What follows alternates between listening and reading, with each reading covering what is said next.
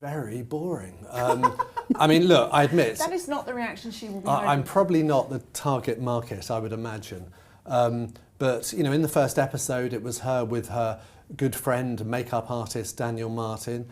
And I'm sure he's a wonderful makeup artist, but by golly, he's dull. He really is. And then they were just making different things. It wasn't like a cookery show where here's how you make a nice dish. That's the thing. I don't think it is a cookery show, is it? No. It's a lifestyle show. Okay, we call it a lifestyle show, right? So in this programme, just take the first episode, you know, they made a pasta dish, which is something could be useful for students. It was basically put a load of tomatoes in a pan and add some spaghetti and then add some hot water. She's stolen my recipe. She's stolen my secret recipe. It's very useful for, you know, for children going to university. But then they made candles. And then they also made a sponge cake. So it was just kind of, you know, different things. But I did plough on. I watched it for hours and hours this morning. But I'm afraid it didn't get much better. Rebecca, you looked, when I greeted you earlier today, like you'd been through some sort of an ordeal after watching it. Is that fair? Yeah, I'll be honest, I lost the will to live after the episode about making ice cubes, I'll be honest. How do you make ice cubes? Yeah. Pray tell. But I have to say, I went into it with an open mind, and actually I would say a little bit of a high bar, because I think she was very successful, or moderately successful with the TIG, with her pre-Harry lifestyle website and blog. So I thought, actually, you know, this is something she knows something about. But I'm very much like Richard. I couldn't really work out what she was trying to say. I couldn't really work out who she was trying to appeal to. There was lots of, oh, Meghan, aren't you wonderful? Oh my God, it's so amazing. Lots of kind of, you know, joyful faces as they're licking cream off spoons. But it just didn't seem very relatable to me, I have to say. Here's the thing that is the stumbling block for me. I think my understanding of it going in is that it's a lifestyle show that portrays for her fans and people interested Meghan's lifestyle, how she lives her life. It's not even filmed at her house. No, and she was making a point actually in one part of it of saying, look, this is not just for people who've got grand estates in California. You could do this in your little flat in London. You could grow edible flowers or vegetables. I can't grow fake grass in my London garden. No.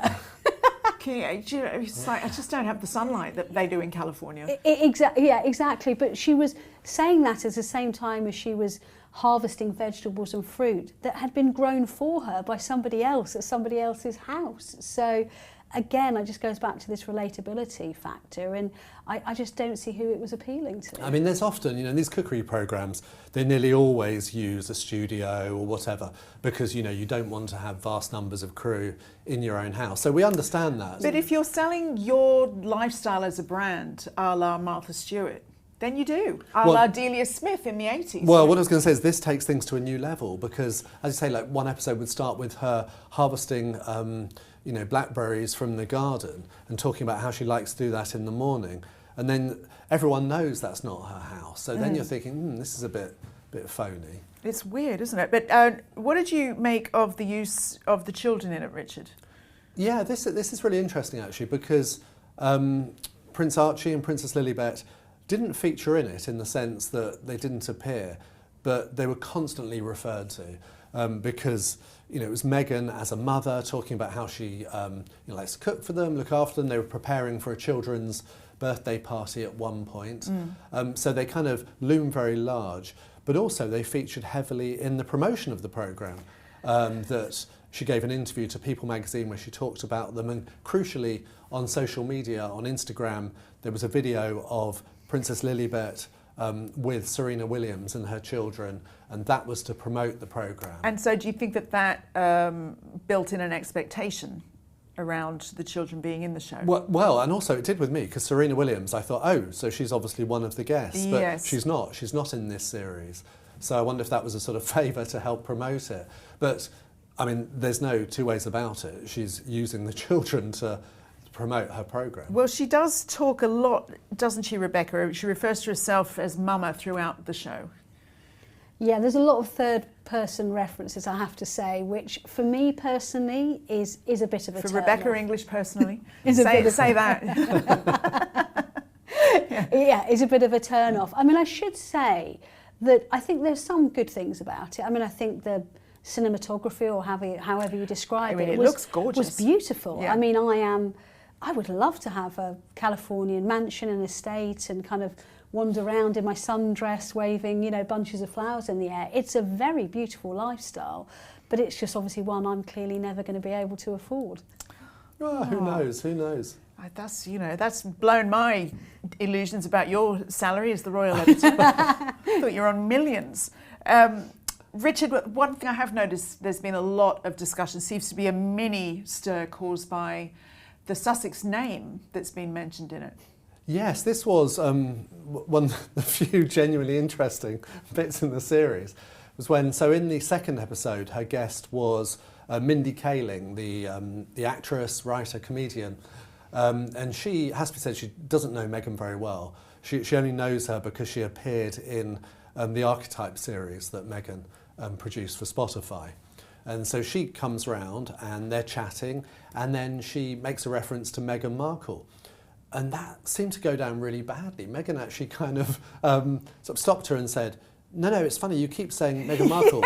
And I thought it was so interesting. It's like, it's this breezy tone, but the voice is a little tighter. Yeah. I mean, it did seem like, whoa, Yeah. like a real insight Yeah. into her character. But she stopped her dead and said, no, actually, now I'm Meghan Sussex. And, you know, that was, to be honest, that was sort of news to all of us because we didn't realise that they were using these titles. And I think I should explain a bit about it. So their children, for example, Archie and Lilibet, on their birth certificates are Mountbatten Windsor, which is the royal family surname. Well, this is where the argument's been online today, isn't it? Because some people think that that's their surname. Yes, so it is. Yeah. But since they became the Duke and Duchess of Sussex, the family can also use the Sussex title. So we have that for aristocrats in this country. You know, you might have, let's take, say, the Duke of Marlborough. His family name is Spencer Churchill, but he might call himself Jamie Marlborough. And, you know, you're perfectly entitled to do that. So they've obviously chosen to use the Sussex name in the same way that Harry used to be known as Harry Wales when he was in the armed forces. But it's definitely interesting, and very interesting that she should choose to sort of stop her friend when she was saying that. And you do wonder why. It was quite I'm odd. sorry to interrupt, but Well- poor Mindy Kaling looked a little bit kind of chastised. And Yes. said, oh, well, now I know. That's wonderful.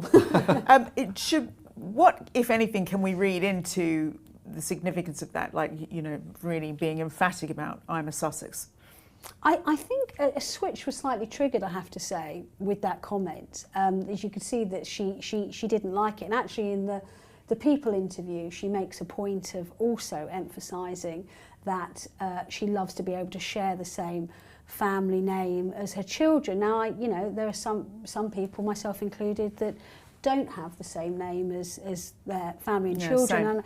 And there's a little bit of me that feels, I wouldn't say offended, because what she says doesn't really matter to me. But I think some people could. Does it make you a less committed, less loving parent if you don't have the same surname as your partner and child? I don't think it does, but obviously she wanted to make a point of that. Yeah, well, Richard, also many might be asking if it was so important to you, you know, why did you want to get away from the family that gave you that title?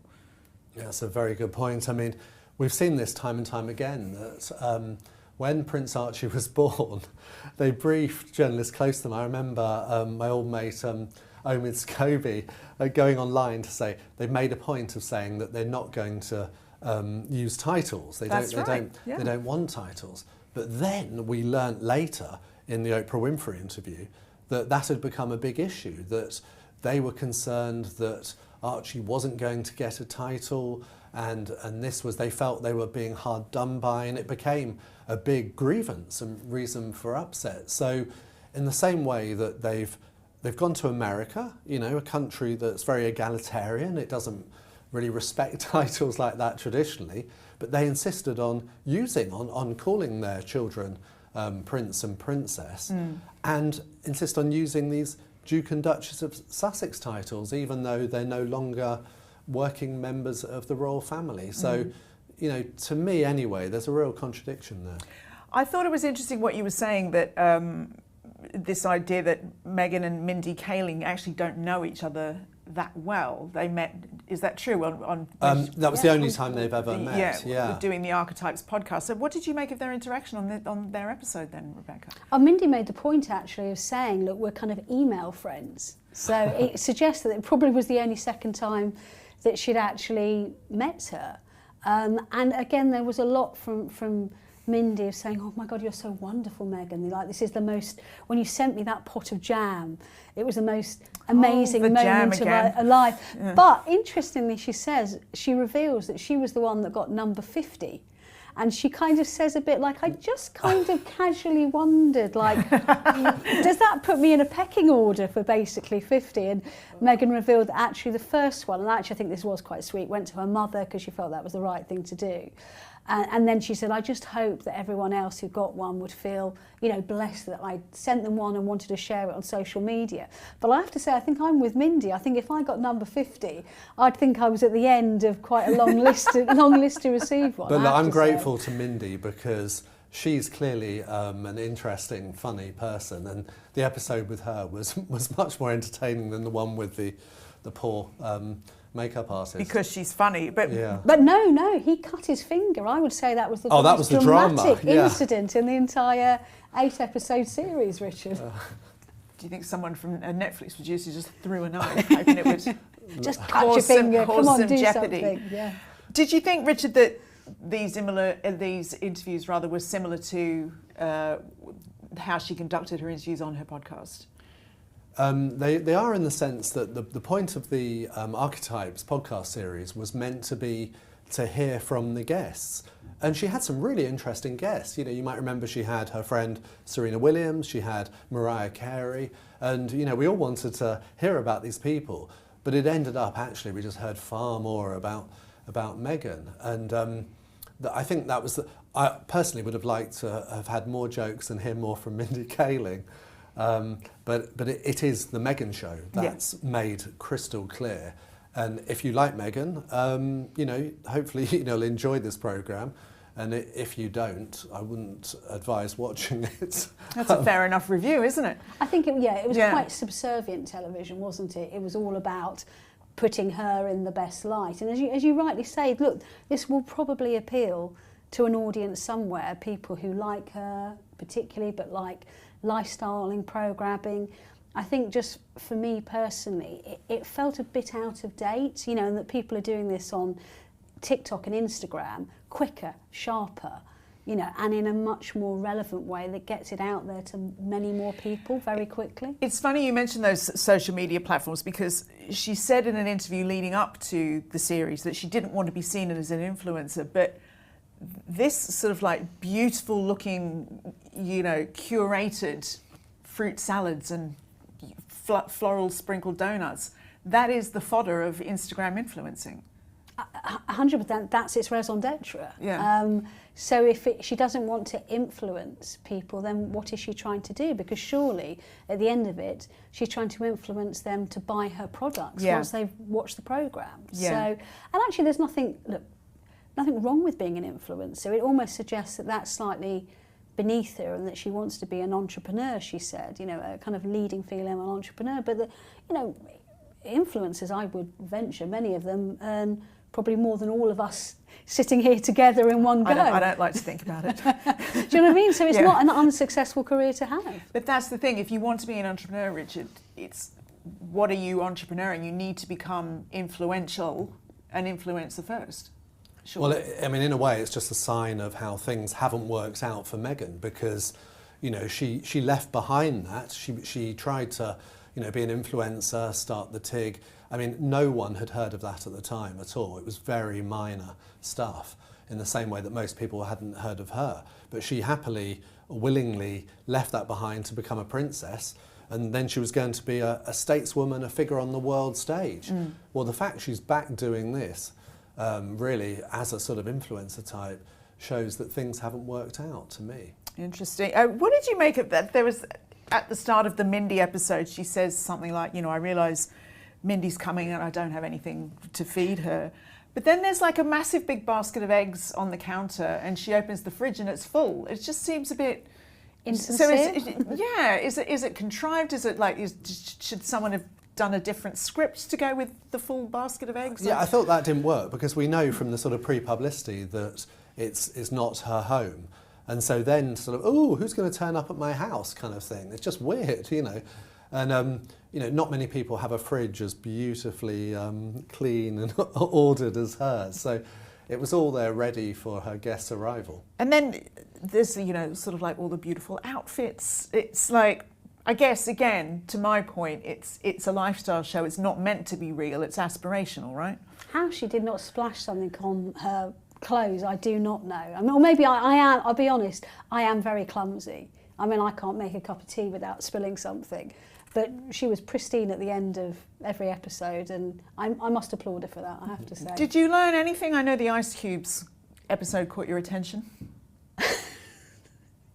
There was a line, I wish I could remember the exact wording off the top of my head, but she basically said, ice cubes are great because you can put them in your drinks and to keep them cold, and they don't dissolve and add to the volume. Well, so I have to say this, because when you were talking about this earlier, it's like, do you remember when the world annihilated Pippa Middleton? That's exactly what I was about to say. Simple, sort of like overly simple Pippa tips. Lifestyle tips. It's no different. Pippa No, I Middleton, think we come all back. owe an apology to the Princess of Wales' sister Pippa for this, because everyone mocked her for the Pippa tips. It was a book, I think it was called Celebrate, and it was very similar to this. But Meghan's was even more obvious. I mean, come on, there's one episode where it's, let's prepare for a child's birthday party. So she suggests, let's make sandwiches. And you think, oh, interesting, yeah. What should we have? To be honest, that is a brave move in California to get the bread out. I'll be honest. We'll have ham and cheese. So they make ham and cheese sandwiches. Processed. And then she adds her personal touches. And then she thinks, how can we decorate? How can we get children excited for a party? I know, we'll have balloons. You think, thank goodness, I really value that tip. But no, it got better, because actually it's quite exhausting to keep blowing up all these balloons. So Meghan had an answer for you. You buy something, which she said you can buy online. You were going to say get an assistant to do it. No, you can buy online a machine which will pump up the balloons for you. Now that's brilliant. I mean, she has earned all the money that Netflix has paid her. And I noticed with those sandwiches, they cut out shapes, and that's something I think a lot of parents have been doing for years. But then she sprinkled them with edible flowers. And look, maybe I'm a very bad mother, but my family and most of my children I know, if you put edible flowers on sandwich, they'd be like, ugh, but what's again, that? maybe we just... And we'd have to pick them off before they'd even eat them. But maybe we just don't know California kids. I mean, maybe California kids like Manuka honey in their party bag to take home. Oh, don't, Joe. Well, you know my feelings on this. So, in the same episode, she was making these party bags for the children to take home. And it was compostable pot with seeds in. And she said, basically, if you really want to treat them, put one of these little sticks of Manuka honey in. And I mean it's it is cute, but I know, like the kids would be like, kids where's my lollipop? They want their Haribo, they want Yeah. their bouncy ball, and they want some plastic tat that their parent is going to throw in the bin the minute they've gone to sleep, quite frankly. I'm pretty old now, but I still remember the days of getting those party bags and just pulling them out to see what sweets were in there. But can you imagine pulling them out and finding it's a few seeds and a little... Maybe kids are just very different fork. Since your day so very long ago. I know a few kids that would have probably asked to have their present back as a refund because they felt they've been shortchanged. I mean... California definitely seems to be a different world. We could be being a bit mean. It's just, maybe it's just a very different lifestyle thing. And maybe. It's not one I'm used to. Well, and Meghan has missed California. She says in the final episode, Richard, that while she's making some salad, that the salad tastes like home, and I've missed California, which... She's been there for 5 years now. It's like... Well, it ties in with other comments she makes in that final episode, and it's sort of, oh, how I've suffered, basically, while being in the royal family. I mean, come on, she was only in Britain for about 2 years. I mean, let's be clear, prior to that, she'd lived in Canada, in, was it Toronto? For quite a few years, 7 I think. years or so. 7 Doing years. suits, yeah. 7 years. So she hadn't lived in California, you know, since she left her first husband. Let's be honest. So you know, the idea that, you know, it's so painful, but it sort of just ties into that sort of victim mentality, really. Do you think, Rebecca, there's any genuine insights into hers and Harry's life in the show? Well, she does mention the children are lost and the kind of things they do at home. She mentions Harry loves fried chicken.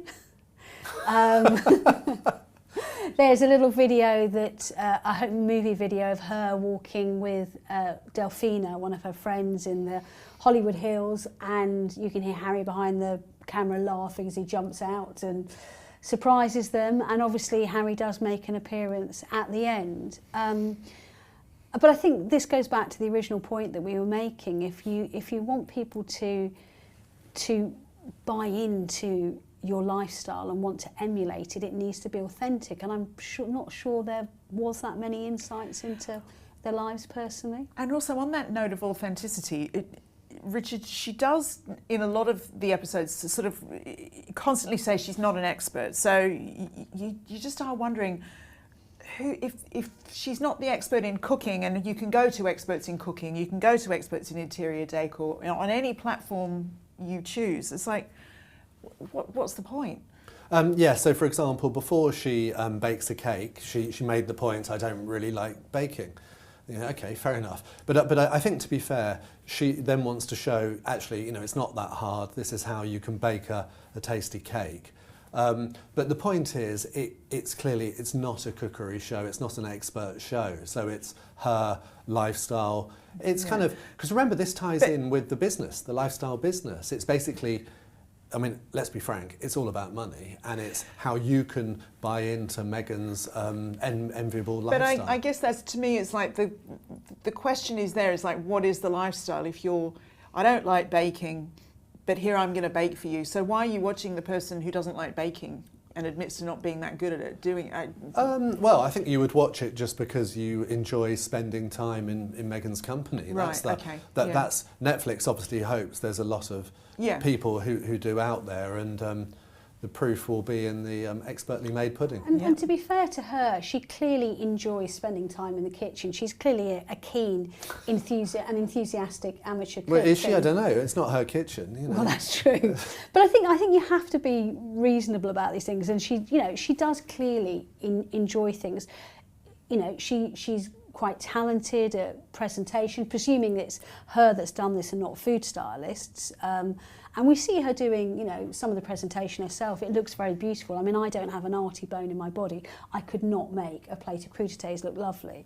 And she does. So there is, you know, she's an enthusiastic amateur. Whether that's enough to create enough a buzz about this programme and what it's trying to achieve and what it's trying to ultimately sell is another question. I will say she has absolutely beautiful handwriting. Yes, she does. She does, yes. We know she did Renowned. some calligraphy professionally, didn't she? But you see her writing, and her handwriting put some of us to shame. Indeed. And we do, as you mentioned, see Harry in that final episode. What was that like?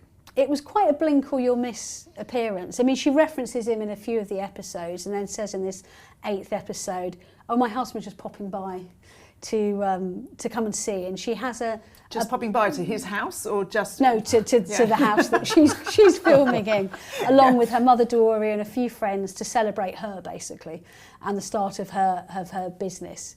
And you see him turn up, and there's a very warm hug and a kiss between them. And she said, like, isn't this great? And he said, yeah, you know, it's wonderful. You've done a great job. And you see him with a glass in a hand, and their arms around each other. But it is very blink and you'll miss it. And certainly in the interview in People magazine, they quoted an anonymous crew member that said that was deliberate because although he popped around to see her and was very supportive while the filming process was on, he felt this was her time to shine. Truthfully, I think also he just doesn't like getting his hands grubby selling stuff. Yeah. And, you know, he wants to stick to his philanthropic side of things and giving kind of speeches which you could get paid, you know, decent amount of money for, and leave the kind of the cold hard sales side of their life to her. Richard, there was a line that apparently upset you in the show. What was it? Well, this was her. That final episode's really interesting because it kind of shows what it's all about. And I mean, what annoyed me was, she said that basically, thank you for coming to all these guests. She said the people she loves most, and that she's just delighted to be able to use creativity again, which she hasn't been able to do. So it was very unsubtle, but the strong implication of that was while I was in the royal family, I couldn't sort of show my creativity. Well, that's highly offensive because, I mean, just think about what you can do as a member of the royal family. I mean, Prince Philip, for example, he was the, consort, but he helped establish the Worldwide Fund for Nature. Prince Charles, as Prince of Wales, established the Prince's Trust and numerous other things. And then William and Catherine now are doing all sorts with Earthshot Prize and various initiatives. So the idea that it somehow stifles your creativity, I mean, let's be clear, what she actually meant was money. It meant she couldn't make money. When I first revealed that she was going to be making this programme, it was because she'd launched her lifestyle brand, and she basically then said to Netflix, I want a programme to go with it to help promote the brand. That's what this is all about. I mean, Daniel Martin, the makeup artist who features in episode 1, for example, he visited Meghan at Windsor when she was still a member of the royal family. And I remember him putting on Instagram like an image of the lovely avocado on toast and stuff, which she'd made for him. So she's perfectly entitled to entertain, to make what she likes, So it's just, it's that victim myth, basically, that, she's the victim and now she's free. It's really quite offensive. What do you think, Rebecca, that the royal family, those in royal circles, will make of it? Have they been sat around glued to Netflix this morning? I think I can safely say no. I mean, I've I've asked a few people. I asked someone last week about it, and they went, "Oh, when is it? Tuesday?" I mean, they were that disinterested. I don't believe they're all uninterested. Look, I'm sure there's some people might watch it and they might get past the first episode. They might not, but honestly, I genuinely think they don't feel it has any relevance to them whatsoever. And to be fair to Meghan, this isn't. Look, I mean, you can argue till the cows come home, would she have got a deal like this and a show like this in her own right if she hadn't have been married to a member of the royal family? Of course she wouldn't. Of course she wouldn't. No, I know that's the answer, Richard. I know that. But what I'm saying is, as long as she is not now using her position as a royal in an obvious way to sell it, which I don't think she is in this, then she's got every right to do it if they want. And as long as she stays in her lane, I suppose, and sticks to doing that without nakedly commercialising the royal family, then they don't have an axe to grind. And we've mentioned before on this show that actually they probably would find it quite useful if it was very successful, because then then they won't need to be harping on about all the digging up dirt about the royal family. Yes, I wrote a piece for Mail Plus some time ago, and it was that they were saying exactly that. That actually it would suit the royal family if this is a success, frankly, so that if she can make a success out of lifestyle programmes, great. And speaking of the commercial elements of it, what did you make of those in the show? Yes, I mean, I think the idea really was that there would be things featured in the programme which you would be able to buy, but the company just wasn't ready yet. Yeah. So there will be things that, it's like a spin-off, it's sort of like almost like you saw in the programme, and it will be things like edible flowers that you can sprinkle on your children's ham sandwiches. Kids love it. Or, various types of jam and conserves and that sort of thing. So those will come on stream soon, but they're just not ready. But it will be that element of buy into that wonderful Californian lifestyle. And that does seem a bit of a blunder, doesn't it? Because you'd think you're going to actually make more money in the immediate term, aren't you? That people would say, oh, I like the pan she used to cook that focaccia in.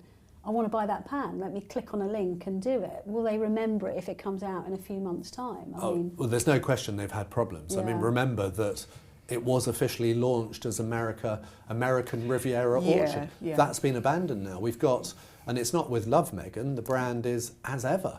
So she's still going through or has only just started the process really of the trademarking and getting that approved. Now, early reviews, Rebecca, it's fair to say, haven't all been glowing and gushing. They've been pretty brutal, I have to say. Even in The Guardian in the UK, which is a left-wing leaning newspaper, is very anti-establishment, very anti the royal family, and has been, because of that, largely pretty supportive of Harry and Meghan. And their review today roasts them and basically says, well, say goodbye to your Netflix deal, because this is not going to have secured it. And they just say it's banal, it's pointless. Pretty much all of the UK reviews have been universal. Someone had drew my attention to Harper's Bazaar, I think just before I came out. That was obviously an American publication, positive. Maybe that's not to be, unexpected either. I think the trouble is, she is, we've often said, such a divisive figure. You will either like her and warm to it, or you don't and you won't. Well, I mean, I hate to be the one to point out, but I think the Harper's Bazaar piece was written by a journalist they took to Columbia with them. Yes, Exactly. Yeah. So, look, people will say you've got an axe to grind, but I promise you guys, I genuinely started watching this programme at 8 o'clock this morning with an open mind, just like I did Polo last year, because actually I really liked the trailer for their Polo programme. I love a bit of trash TV, and it looked very Selling Sunset and quite exciting. And I genuinely couldn't get through the first episode because I felt, there wasn't a goodie or a baddie you could relate to. Everyone was just incredibly unappealing. And but I genuinely went into watching this programme today thinking, actually, I might learn something, I quite like the focaccia she cooked. I might give that a go. Well, the review I'm looking forward to is Jan Moyer's, which will be in the Daily Mail shortly. So she's just brilliant with words. Adopt the brace position. I've heard that she said that the series offered her all she expected and more. Okay, well that could really go either way. On a serious note, the whole show was postponed, Richard, wasn't it, in the wake of the LA fires? But it's still very rich people in their very nice houses. Does it make much difference that it's been postponed in that respect? No, I thought that decision was odd to postpone it, really, because what difference does it make? As we say, it's meant to be a bit of sort of, I presume, escapist TV. But I think some people were presuming that there would be edits done to it in the wake of the fires, but it doesn't seem to be the case. Well, I might have missed something, but I didn't pick up on any references to the fires, and they would have looked very out of place. Because, I mean, this was a programme, basically very rich women with lots of time on their hands, apparently, to do stuff which other people don't have a chance to, enjoying lunches and enjoying a great lifestyle. I mean, if this had been made by a working member of the royal family, oh my goodness, it would almost be the end of the monarchy. It'd be Marie Antoinette stuff. I mean, it would never be made by can you imagine, if Catherine and Princess of Wales did it? It's just unthinkable. I can't see Princess Anne going on TV making fruit rainbows, though. Although there's part of me that would love to see that. Just make it, shut up, stop fussing about it and get on with it. Oh, come on, a reality show about Princess Anne's life would be great. Yeah, Princess Anne would just hurl an orange at you and get you to peel it yourself. That's true. She would. Now, what do you both think? Is this going to get picked up for a second series? Would this be the making of Meghan's lifestyle career? In some ways, I'm not expert enough to, on programming and how much this works. I mean, I think I've said, I think there are some people it will appeal to, the die-hard Meghan fans, some people who want to kind of have a rubberneck and a look, some people who probably like lifestyle programming.